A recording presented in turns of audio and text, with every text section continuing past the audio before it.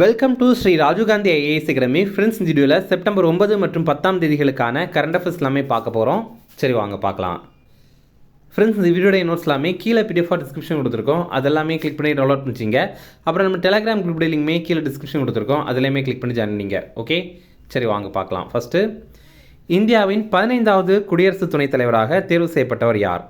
இதற்கான answer CP Radhakrishnan. இது ரொம்ப ரொம்ப முக்கியமான கொஸ்டின். இது இந்தியாவுடைய 15வது குடியரசு துணைத் தலைவராக இப்போது சிபி ராதாகிருஷ்ணன் அப்படிங்கிறவரை தேர்வு பண்ணியிருக்காங்க. இப்போ கொஞ்ச நாட்களுக்கு முன்னாடி இந்தியாவுடைய 14வது குடியரசு துணைத் தலைவராக இருந்த ஜெகதீப் தன்கர் அப்படிங்கிறவர் உடல்நிலை காரணமாக ராஜினாமா பண்ணிட்டார். அதனால் இப்போது குடியரசு துணைத் தலைவருக்கான தேர்தல் நடைபெற்றது. அதில் வெற்றி பெற்றவர் சிபி ராதாகிருஷ்ணன் அப்படிங்கிறவர். இவர் நம்ம தமிழ்நாட்டை சேர்ந்தவர், திருப்பூரை சேர்ந்தவர். இவர் ஆளும் தேசிய ஜனநாயக கூட்டணி சார்பில் போட்டிட்டார். இவரை எதிர்த்து போட்டியிட்டவர் இண்டி கூட்டணி வேட்பாளரான சுதர்சன் ரெட்டி. இதில் பாருங்கள், இந்த குடியரசு துணைத் தலைவர் தேர்தலில் யார் வாக்களிக்கலாம் அப்படின்னா, இரு அவை, அதாவது லோக்சபா ராஜ்யசபா, இந்த இரண்டு அவையிலே இருக்கிற அனைத்து உறுப்பினர்களுமே வாக்களிக்கலாம். அந்த அனைத்து உறுப்பினர்கள் அப்படின்னா அதில் நியமன உறுப்பினர்கள் இருக்காங்கள்ல, நாமினேட்டட் எம்பிஸ், அவங்க கூட ஓட்டு போடலாம். அப்படி பார்க்கும்போது லோக்சபாவில் 543 பேர், அப்புறம் ராஜ்யசபாவில் எலெக்டட் எம்பிஸ் 233, அப்புறம் நாமினேட்டட் எம்பிஸ் ஒரு 12. ஓகே, அப்போ இரண்டு அவைகள்லேயும் இருக்கிற மொத்த எம்பிக்கள் 788 இருக்கிறாங்க. இதில் தற்போதைய உறுப்பினர்களுடைய எண்ணிக்கை 781. இதில் வாக்களித்த உறுப்பினர்கள் 767. இதில் சிபி ராதாகிருஷ்ணன் அவர்களுக்கு 452 வாக்குகள் பதிவாயிருக்கு. இவரை எதிர்த்து போட்டியிட்ட சுதர்சன் ரெட்டி அவர்களுக்கு ஆதரவாக 300 வாக்குகள் பதிவாயிருந்தது. இதில் சில ஓட்டுகள் பார்த்திங்க அப்படின்னா இன்வேலிட், செல்லத்தக்காததாக, அதாவது செல்லாது அப்படின்ற மாதிரி அறிவிச்சிருந்தாங்க. அடுத்தது, தற்போது தன் பதவியை ராஜினாமா செய்த ஷர்மா ஒலி எந்த நாட்டின் பிரதமர்? இதற்கான ஆன்சர் நேபாளம். இப்போ பார்த்திங்க அப்படின்னா நேபாளத்தில் இளைஞர்கள் வன்முறை போராட்டம் நடத்துகிறாங்க. இதில் நாடாளுமன்றம், அப்புறம் உச்சநீதிமன்றம், இதில் எல்லாம் தீ வச்சுருக்காங்க. எதனால் இந்த மாதிரி ஒரு வன்முறை போராட்டம் நடக்குது அப்படின்னா, அந்த நாட்டில் ஊழல் இப்போ ரொம்ப அதிகமாக இருக்குது அப்படின்னு சொல்கிறாங்க. அதே மாதிரி கொஞ்ச நாட்களுக்கு முன்னாடி அங்கே சமூக ஊடகங்களுக்கு தடை வச்சுட்டாங்க. அப்போ இதெல்லாம் எதிர்த்து போராடினது இப்போது வன்முறையாகி கலவரமாகி நிறைய பேர் இறக்கவும் செஞ்சுட்டாங்க. இந்த போராட்டத்தில் 19 பேர் இது வரைக்கும் உயிரிழந்திருக்காங்க. அதாவது இது நேற்றைய நிலவரப்படி நியூஸ் பேப்பரில் இருந்த டீட்டெயில் 19. ஆனால் இன்றைக்கி பார்த்திங்க அப்படின்னா இன்னும் அதிகமாக தான் இருக்கும். நேபாளத்துடைய தலைநகர் காட்மாண்டு அப்படிங்கிறது. அடுத்தது, என்ட்ரோமிக்ஸ் என்ற புற்றுநோய் தடுப்பூசியை கண்டுபிடித்த நாடு எது? இதற்கான ஆன்சர் ரஷ்யா. இப்போ பார்த்திங்க அப்படின்னா என்ட்ரோமிக்ஸ் அப்படிங்கிற புற்றுநோய் தடுப்பூசி இதை ரஷ்யா கண்டுபிடித்திருக்காங்க. இதை மனிதர்கள் கிட்ட பரிசோதனை பண்ணதில் 100% வெற்றி அடைந்திருக்கு. இது mRNA சார்ந்த தடுப்பூசி. இது COVID-19 mRNA தடுப்பூசி தொழில்நுட்பத்தில் தான் இதையும் உருவாக்கியிருக்காங்க. ஃப்ரெண்ட்ஸ், நம்ம ராஜீவ்காந்தி ஐஏஎஸ் அகாடமியில் டிஎன்பிஎஸ்சி குரூப் 1 எக்ஸாமுக்கான இலவச டெஸ்ட் சீரிஸ் லான்ச் பண்ணியிருக்கோம். இது நீங்கள் ஸ்க்ரீனில் தெரியுற நம்பருக்கு கால் பண்ணி ஜாயின் பண்ணி எழுதிக்கலாம்.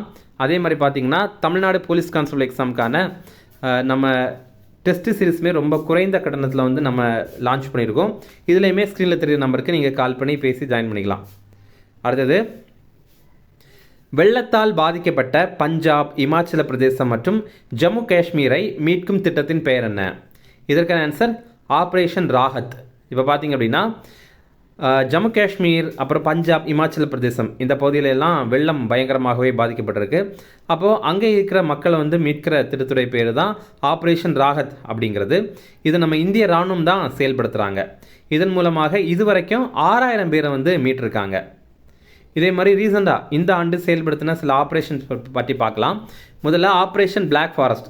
இது என்னென்னா, தெலுங்கானா மற்றும் சத்தீஸ்கருடைய எல்லை இருக்குல்ல, அங்கே கர்ரேகுட்டா அப்படிங்கிற ஒரு மலைத்தொடர் இருக்குது. அங்கே நக்சல் தீவிரவாதிகள் இருக்காங்களா அப்படிங்கிறத தேடுற ஒரு வேட்டை தான் இந்த ஆப்ரேஷன் பிளாக் ஃபாரஸ்ட் அப்படிங்கிறது.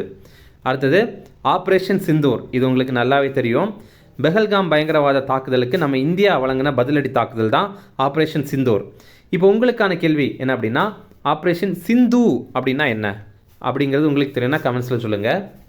அடுத்தது, ஆப்ரேஷன் சிவா. இது என்ன அப்படின்னா, அமர்நாத் புனித தல பயணிகள் அவங்கள பாதுகாக்கிற இந்திய இராணுவத்துடைய நடவடிக்கை. என்னாச்சு அப்படின்னா, இந்த பெஹல்காம் பயங்கரவாத தாக்குதலுக்கு அப்புறம் அந்த ஜம்மு காஷ்மீர், லடாக் இந்த பகுதிகளுக்கெல்லாம் மக்கள் அவ்வளோவா போகிறத கம்மி பண்ணிட்டாங்க.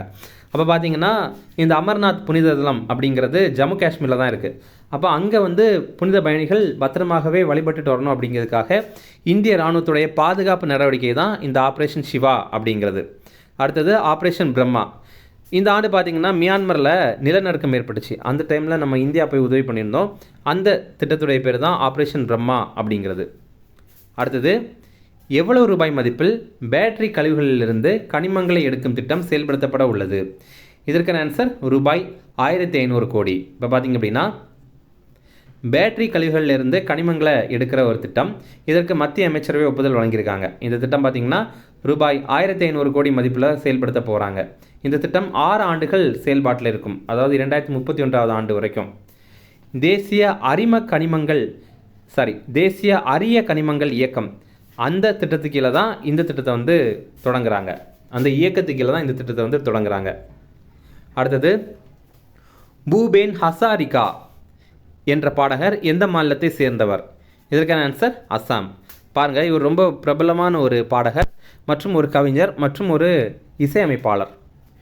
இவர் வந்து தன்னுடைய 100வது பிறந்த நாளை அடுத்த ஆண்டு கொண்டாடுறாரு. அதாவது இவர் இறந்துட்டார், ஆனால் இவருடைய 100வது பிறந்த நாளை அஸ்ஸாம் வந்து சிறப்பாக அடுத்த ஆண்டு கொண்டாடுறாங்க. இது மட்டும் இல்லாமல் பிரதமர் மோடியும் இவருக்கு வந்து வாழ்த்துக்கள் தெரிவித்திருக்காரு. இவருடைய பிறந்த நாளுக்கு வாழ்த்துக்கள் தெரிவித்திருக்காரு. இவர் 1926 ஆண்டு செப்டம்பர் 8 பிறந்தார். இவர் பெற்ற விருதுகள் பாருங்கள். நம்ம இந்தியாவுடைய மிக உயரிய விருதான பாரத ரத்னா விருது அதை இவர் பெற்றிருக்காரு. 2019 இவருக்கு வழங்கியிருக்காங்க. அடுத்தது இந்தியாவுடைய 2வது மிக உயரிய விருதான பத்ம விபூஷன் விருது அவருக்கு கொடுத்துருக்காங்க. 3வது மிக உயரிய விருதான பத்ம பூஷன் விருது கொடுத்துருக்காங்க. 4வது மிக உயரிய விருதான பத்மஸ்ரீ விருது கூட கொடுத்துருக்காங்க. இப்போ பார்த்தீங்கன்னா நம்ம இந்தியாவுடைய முதல் 4 விருதுகளையுமே, அதாவது மிக உயர்ந்த 4 விருதுகளையுமே இவர் பெற்றிருக்காரு. இது மட்டும் இல்லாமல் திரைத்துறையுடைய மிக உயரிய விருதான தாதா சாஹேப் பால்கே விருது கூட இவருக்கு வழங்கியிருக்காங்க. அடுத்து புக்ஸ் அண்ட் ஆதர்ஸ் பார்க்கலாம். த சோலா டைகர்ஸ் அவெஞ்சர்ஸ் ஆஃப் சோம்நாத் அப்படிங்கிற புத்தகம் இதை அமிஷ் திரிபாதி அப்படிங்கிறவர் எழுதியிருக்காரு. இது பண்டைய கால தென்னிந்தியாவை பற்றிய தான் இந்த ஒரு நூல். இதே மாதிரி அமிஷ் திரிபாதி எழுதின மற்றொரு முக்கியமான நூல் வந்து த சிவா ட்ரியாலஜி அப்படிங்கிறது. இதில் பாருங்கள், நீங்கள் வந்து ஆன்லைனில் கூட இந்த புக்கெல்லாம் பார்த்துருப்பீங்க. பாக்கெட் எஃப்எம் இந்த மாதிரி ஆன்லைன் பிளாட்ஃபார்ம்லாம் இந்த புக்கு பார்த்துருப்பீங்க. இந்த 3 புக்கையுமே எழுதுனது யார் அப்படின்னா இந்த அமிஷ் திரிபாதி அப்படிங்கிறது தான்.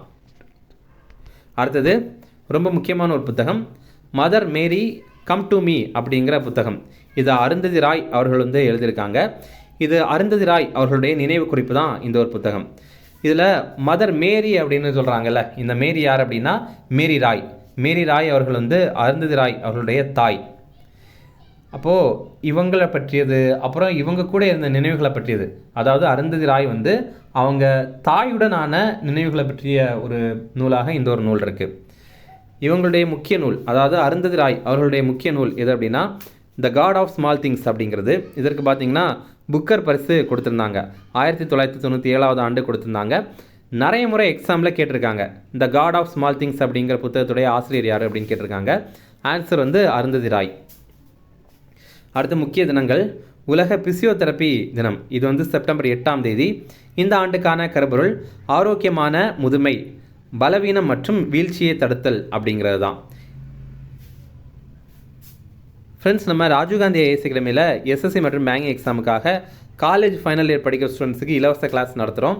நீங்கள் ஸ்க்ரீனில் தெரியுற நம்பருக்கு கால் பண்ணி இதில் ஜாயின் பண்ணிக்கலாம்.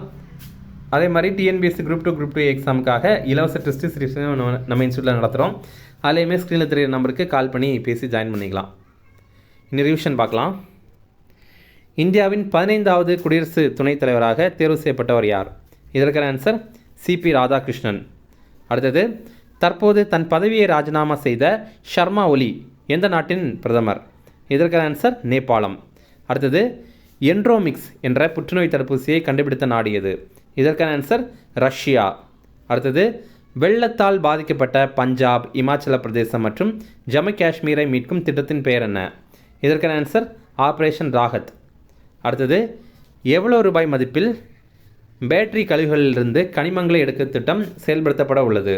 இதற்கான ஆன்சர் ரூபாய் 1500 கோடி. அடுத்தது பூபேன் ஹசாரிகா என்ற பாடகர் எந்த மாநிலத்தை சேர்ந்தவர்? இதற்கான ஆன்சர் அஸ்ஸாம். அவ்வளோதான் ஃப்ரெண்ட்ஸ். இந்த வீடியோ பிடிச்சா கண்டிப்பாக லைக் பண்ணுங்கள். நம்மளே சேனலுக்கு சப்ஸ்கிரைப் பண்ணி வச்சுங்க. உங்களுடைய நண்பர்களுமே ஷேர் பண்ணுங்கள். அதே மாதிரி பார்த்தீங்கன்னா நம்ம ஆகஸ்ட் மாதத்திற்கான முக்கியமான 100 கரண்ட் அஃபேர்ஸ் போட்டிருக்கோம். நீங்கள் இன்னும் பார்க்கல அப்படின்னா இந்த வீடியோடைய டிஸ்கிரிப்ஷனில் லிங்க் கொடுத்துருக்கோம். அதை கிளிக் பண்ணி பாருங்கள். Okay, thank you.